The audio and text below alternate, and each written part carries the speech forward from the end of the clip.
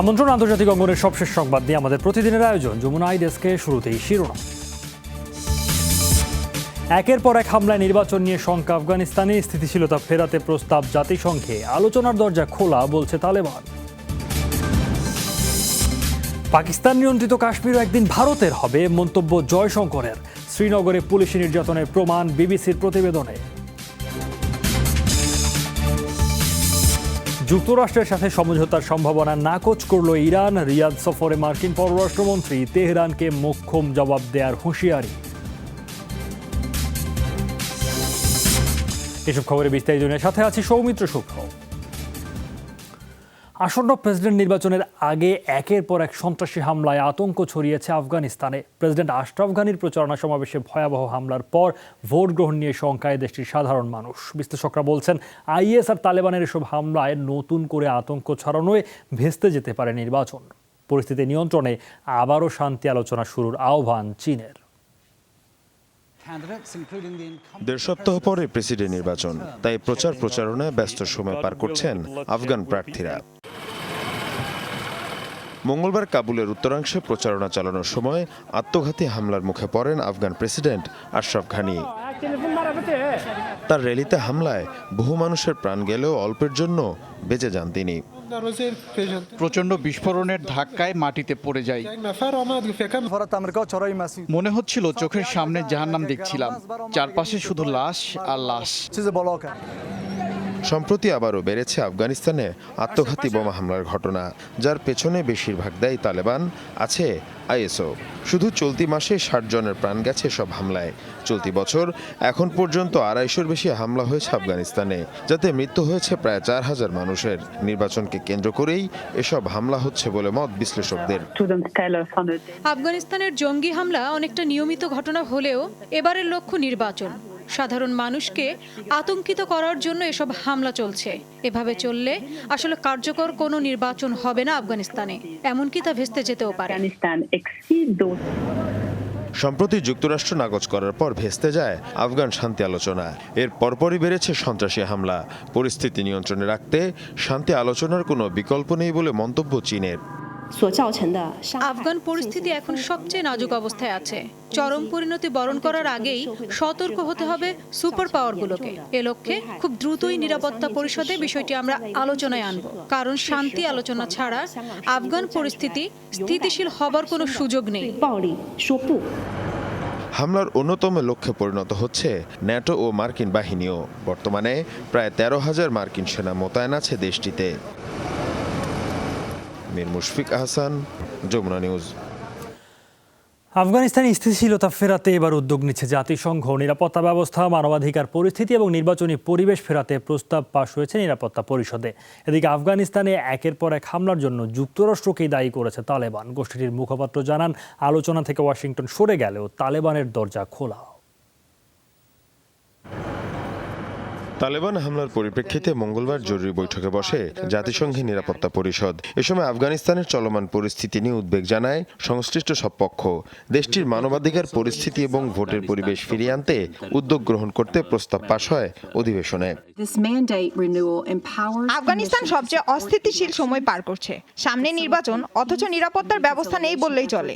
মানবাধিকার পরিস্থিতির অবস্থাও ভয়াবহ। পরিস্থিতির চরম অবস্থা ধারণ করার আগেই আমাদের সতর্ক হতে হবে। তাই সেখানে কর্মরত জাতিসংঘের মিশনকে আরো শক্তিশালী করার কোনো বিকল্প নেই।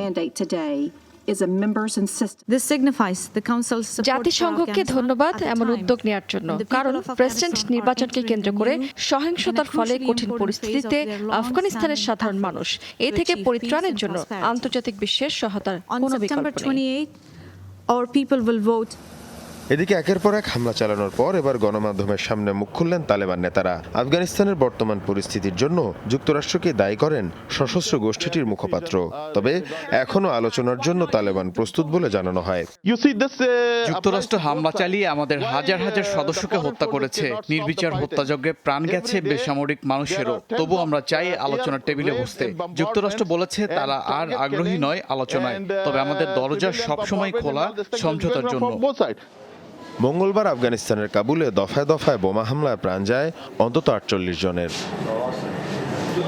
মীর মুশফিক আহসান, যমুনা নিউজ। ইসরায়েলের নির্বাচনে আবারও এককভাবে সংখ্যাগরিষ্ঠতা অর্জনে ব্যর্থ হলো রাজনৈতিক দলগুলো। এককভাবে প্রধান দুই দল সমান আসন পেলেও জোটগতভাবে এগিয়ে বেনিয়ামিন নেতানিয়াহুর লিকুদ পার্টি। ইসরায়েলের বর্তমান প্রধানমন্ত্রীর দলের এখন পর্যন্ত অর্জন ৩১ আসন, তবে জোটের হিসেবে ৫৫ আসনে জয়ী হয়েছেন নেতানিয়াহু। বিরোধী নেতা বেনি গান্তেজ নেতৃত্বাধীন কাহল লোভান দল এগিয়ে ৩২ আসনে, আর জোটগত অর্জন ৫৬ আসন। ১২০ আসনের নেসেটে সংখ্যাগরিষ্ঠতা পেতে ব্যর্থ হওয়ায় জোটের মাধ্যমেই সরকার গঠন করতে হবে রাজনৈতিক দলগুলোকে। প্রায় ৯০% আসনের ফল ঘোষণা হলেও নির্বাচনে জয়ের বিষয়ে আশাবাদ জানিয়েছেন ইসরায়েলের প্রধানমন্ত্রী। ভবিষ্যতের জন্য আমরা একটি শক্তিশালী ইহুদিবাদী সরকার গঠন করব। ইহুদিবাদ বিরোধী বিপজ্জনক শক্তিকে প্রতিরোধে আমাদের কোনো বিকল্প নেই।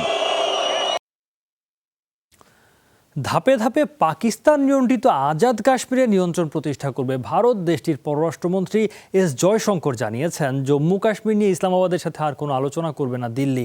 শান্তির উপত্যকায় পরিণত হয়েছে কাশ্মীর, এমন দাবি করে স্বরাষ্ট্রমন্ত্রী অমিত শাহ বলেছেন, গেল ১.৫ মাসে একটি গুলিও ছুঁড়তে হয়নি ভারতীয় সেনাদের। যদিও পশ্চিমা গণমাধ্যমে উঠে এসেছে উল্টো চিত্র। এ মাতম সন্তান হারানোর। এই কষ্ট মোদি বোঝেন, দুঃখ প্রকাশ করেছেন উনি, নিন্দা জানিয়েছেন। কাল আরো মানুষ মরবে। এই তো আমাদের কাশ্মীর, যেখানে কোনো জবাবদিহিতা নেই।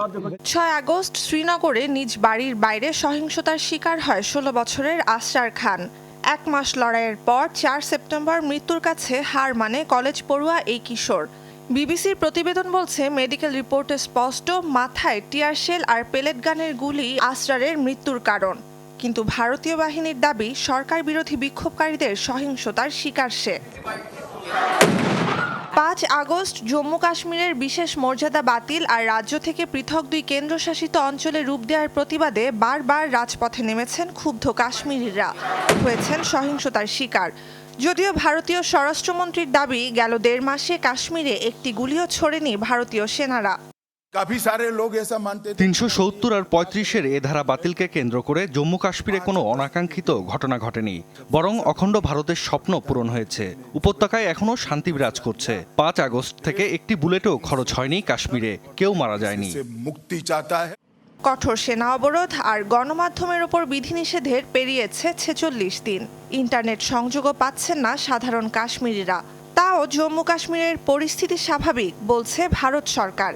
দাবি, স্থানীয়দের ভয়ভীতি দেখিয়ে দোকানপাট বন্ধ রাখতে বাধ্য করছে জঙ্গিরা। পরিস্থিতির জন্য প্রতিবেশী পাকিস্তানকে দায়ী করে জম্মু কাশ্মীরের পর আজাদ কাশ্মীরেরও নিয়ন্ত্রণ নেয়ার ঘোষণা দিল্লির। জম্মু কাশ্মীর নিয়ে ইসলামাবাদের সাথে আলোচনার কোনো প্রশ্নই নেই, কারণ ৩৭০ ধারা দ্বিপাক্ষিক বিষয় নয়, বরং এবার ধাপে ধাপে আজাদ কাশ্মীরেও নিয়ন্ত্রণ প্রতিষ্ঠা করবে ভারত, কেননা সেটিও ভারতীয় ভূখণ্ডেরই অংশ। কাশ্মীর সংকটের একমাত্র কারণ ভারতকে অস্থিতিশীল করে তুলতে উপত্যকায় পাকিস্তানের সন্ত্রাসী তৎপরতার অপচেষ্টা। জয়শঙ্করের এ বক্তব্যকে উস্কানিমূলক এবং দায়িত্বজ্ঞানহীন আচরণ আখ্যা দিয়েছে ইসলামাবাদ। কাশ্মীরের নিয়ন্ত্রণ নিয়ে ভারত পাকিস্তান দ্বন্দ্ব ৭২ বছরের। ১৯৪৭ সাল থেকে অঞ্চলটির মালিকানার দাবিতে দুদেশের লড়াইয়ে প্রাণ গেছে হাজারো মানুষের। নুসহাত কামাল, যমুনা নিউজ। ভারতের আসামে থানায় ৩ মুসলিম নারীকে বিবস্ত্র করে ভয়াবহ নির্যাতনের ঘটনায় চলছে তোলপাড়। চরম নির্যাতনের ফলে এদের মধ্যে এক মুসলিম নারীর গর্ভপাত হয়। এই ঘটনায় অভিযুক্ত ২ পুলিশ সদস্যকে বরখাস্ত করা হয়েছে। বুধবার ভারতীয় গণমাধ্যম জানায়, গেল ৯ তারিখ দারাং জেলার বুরহা পুলিশ স্টেশনে এই ঘটনা ঘটে। নির্যাতিতরা জানান, অপহরণের ঘটনার সাথে জড়িত থাকার অভিযোগে এক মুসলিম পরিবারের ৩ বোনকে আটক করে পুলিশ। এদের মধ্যে একজন ছিলেন অন্তঃসত্ত্বা। থানায় নেয়ার পর তাদের বিবস্ত্র করে চালানো হয় অমানবিক নির্যাতন। এ সময় তাদের শ্লীলতাহানিও করা হয় বলে অভিযোগ জানান নির্যাতিতরা। এদিকে ঘটনাটির তদন্তে একজন জ্যেষ্ঠ ইন্সপেক্টর জেনারেলকে দায়িত্ব দেওয়া হয়েছে। যমুনা আইডেক্স একটা বিরতি নিচ্ছে, একটু পরেই ফিরে আসছে আরো খবর নিয়ে, সাথেই থাকুন।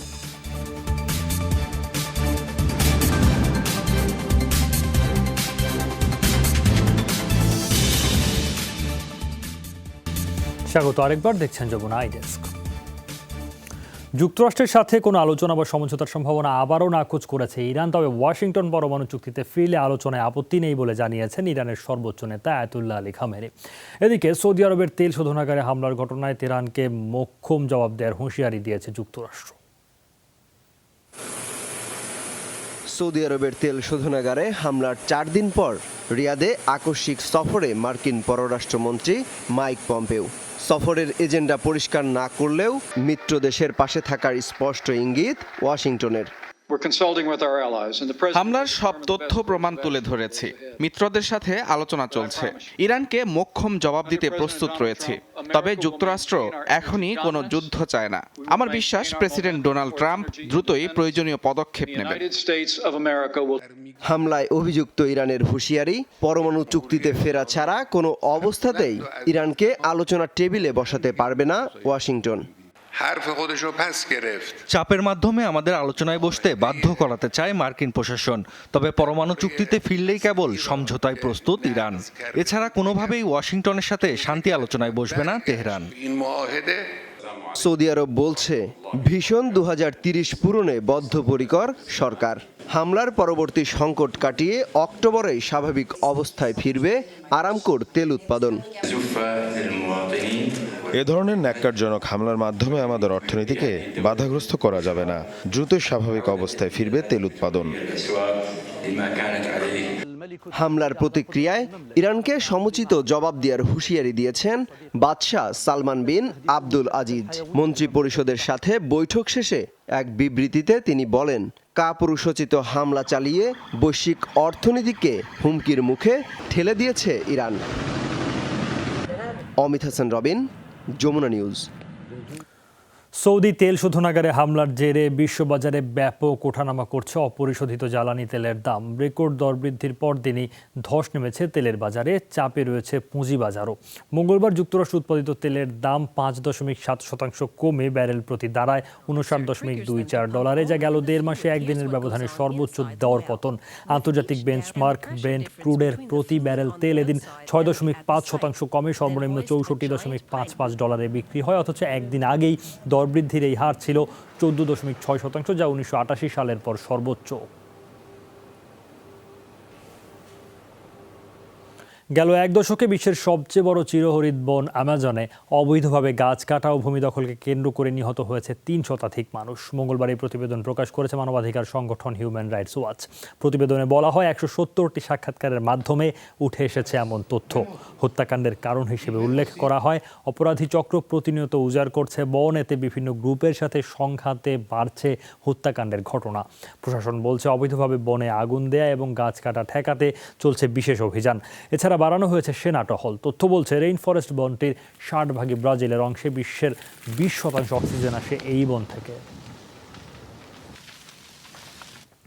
স্বাস্থ্য ঝুঁকির শঙ্কা থাকায় সিগারেট বা ভ্যাপিং নিষিদ্ধ করল ভারত। বুধবার এই সিদ্ধান্ত জানান দেশের অর্থমন্ত্রী নির্মলা সীতারামন। জানান সিগারেটের উৎপাদন, আমদানি, রফতানি সবই নিষিদ্ধ থাকবে। এর কয়েক ঘন্টা আগে সিগারেট নিষিদ্ধ করে যুক্তরাষ্ট্রের নিউ ইয়র্ক অঙ্গরাজ্য। সিটি গভর্নর অ্যান্ড্রু কুমো এক বিবৃতিতে জানান, ভ্যাপিংয়ের ক্ষতিকর প্রভাব থেকে তরুণ প্রজন্মকে রক্ষা করতেই এ পদক্ষেপ।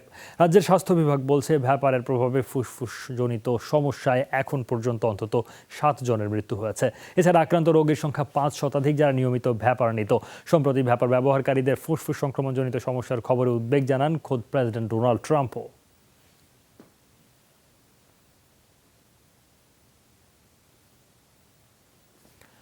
আরেকটা বিরতি নিচ্ছে যমুনা আইডেস্কে, ফিরে আসছে একটু পর, সাথেই থাকুন।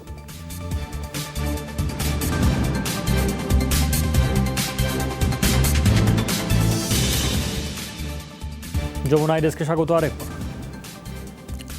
ব্রিটিশ পার্লামেন্ট স্থগিতের সিদ্ধান্তের বিষয়ে দেশটির সুপ্রিম কোর্টে শুনানি শুরু হয়েছে। মঙ্গলবার শুরু হওয়া 3 দিনের এই শুনানি শেষে শুক্রবার রায় ঘোষণা করতে পারেন আদালত।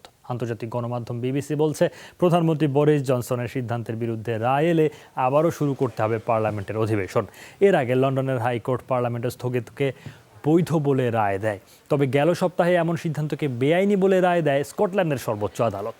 সরকার বিরোধীদের অভিযোগ, চুক্তিহীন ব্রেক্সিট কার্যকর আইন প্রণেতারা যেন বাধা হতে না পারেন, এজন্যই পার্লামেন্ট স্থগিতের সিদ্ধান্ত নিয়েছে সরকার। বাহামায় মানবেতর দিন কাটাচ্ছেন বাসিন্দারা। ঘূর্ণিঝড় ডোরিয়ান তাণ্ডব চালানোর 2 সপ্তাহ পর সরকারি উদ্যোগে দেয়া হচ্ছে ত্রাণ সহায়তা। তবে বাসিন্দাদের অভিযোগ, সহায়তার পরিমাণ প্রয়োজনের তুলনায় যথেষ্ট নয়। বিভিন্ন স্বেচ্ছাসেবী সংগঠন বলছে, উপকূলীয় অঞ্চলের বেশিরভাগ বাড়িঘর ভেঙে পড়ায় আশ্রয় কেন্দ্রগুলোতে এখনও কয়েক হাজার মানুষ। দেশটির দুর্যোগ ব্যবস্থাপনা বিভাগ বলছে, বিভিন্ন আশ্রয় কেন্দ্র কত মানুষ আছে তার সঠিক সংখ্যা না থাকায় ত্রাণ সহায়তা দিতে সমস্যায় পড়তে হচ্ছে সরকারকে। 1 সেপ্টেম্বর আঘাত হানা ঘূর্ণিঝড় ডোরিয়ানের তাণ্ডবে প্রাণ হারায় অন্তত 50 জন। হঠাৎ করে মাথা ন্যাড়া করতে শুরু করেছেন দক্ষিণ কোরিয়ার বিরোধী নেতারা। প্রচণ্ড গরম বা রোগবালাই নয়, সরকারের বিরুদ্ধে ক্ষোভ জানাতে অভিনব এই পন্থা। প্রকাশ্যে চুল ফেলে জানাচ্ছেন নিজেদের অসন্তোষের কথা।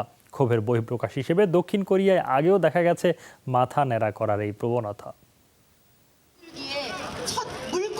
খোলা ময়দানে চুল ফেলা হচ্ছে একজনের, তাকে ঘিরে কয়েকশো মানুষ, সংবাদকর্মী। স্বাভাবিকভাবেই প্রশ্ন ওঠে, চুল ফেলা নিয়ে সবার এত আগ্রহের কি আছে? সোমবার সিউলের প্রেসিডেন্সিয়াল প্যালেসের সামনে যে ভদ্রলোক মাথা নাড়া করতে বসেন তিনি সাধারণ কেউ নন। তার চুল ফেলার কারণও স্বাভাবিক কিছু নয়। সরকারের বিরুদ্ধে ক্ষোভ জানাতে প্রকাশ্যে মাথা নাড়া করেন দক্ষিণ কোরিয়ার প্রধান বিরোধী নেতা। মুন জে-ইন সরকারের স্বৈরতান্ত্রিক আচরণের প্রতিবাদ করছি। একজন নাগরিক এবং বিরোধী দলীয় নেতা হিসেবে নিজের ইচ্ছের কথা জানাচ্ছি চুল ফেলে দিয়ে। আইনমন্ত্রীর অবিলম্বে পদত্যাগ বা বহিষ্কার আদেশ চেয়ে এটাই আমার আলটিমেটাম। ব্যতিক্রম ধর্মী এ প্রতিবাদের কারণ বিতর্কিত নেতা চো কুকের আইনমন্ত্রী হিসেবে দায়িত্ব নেয়া। অভিজাত এক বিশ্ববিদ্যালয়ে মেয়েকে ভর্তি করাতে ক্ষমতার অপব্যবহার করেছেন কুক, রয়েছে এমন অভিযোগ। ফলে ক্ষোভ ছড়িয়েছে জাতীয় পর্যায়ে, যার বহিঃপ্রকাশ হিসেবে মাথা নাড়া করছেন বিরোধী নেতারা। চীনা দার্শনিক কনফুসিয়াসের দীক্ষা অনুসরণে প্রতিবাদের এমন ধরন অবশ্য নতুন নয় দক্ষিণ কোরিয়ায়। 2 বছর আগেই 900 মানুষ মাথা নাড়া করে প্রতিবাদ জানান নিজেদের ভূখণ্ডে মার্কিন ক্ষেপণাস্ত্র বিধ্বংসী প্রযুক্তি মোতায়েনের। নুসহাত কামাল, যমুনা নিউজ। শেষ করব যমুনা ডেস্ক, তার আগে শিরোনামগুলো আরেকবার।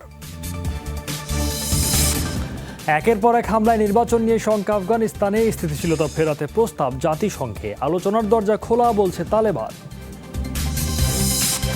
পাকিস্তান নিয়ন্ত্রিত কাশ্মীরও একদিন ভারতের হবে, মন্তব্য জয়শঙ্করের। শ্রীনগরে পুলিশি নির্যাতনের প্রমাণ বিবিসির প্রতিবেদনে। যুক্তরাষ্ট্রের সাথে সমঝোতার সম্ভাবনা নাকচ করল ইরান। রিয়াদ সফরে মার্কিন পররাষ্ট্রমন্ত্রী, তেহরানকে মোক্ষম জবাব দেওয়ার হুঁশিয়ারি। এই ছিল যমুনা ডেস্কের। এতক্ষণ সাথে থাকার জন্য সবাইকে ধন্যবাদ।